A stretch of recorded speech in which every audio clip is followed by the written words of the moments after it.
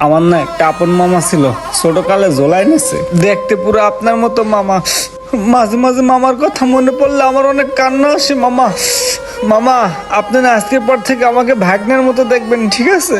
ভাই যদি 2 লাখ টাকার বাইক 1 লাখ টাকায় হয়, তাইলে তো ভাই আমারই একটা বাইক লাগে। 100, 200, 500 টাকা করে 1 লাখ টাকা গুছাইছি।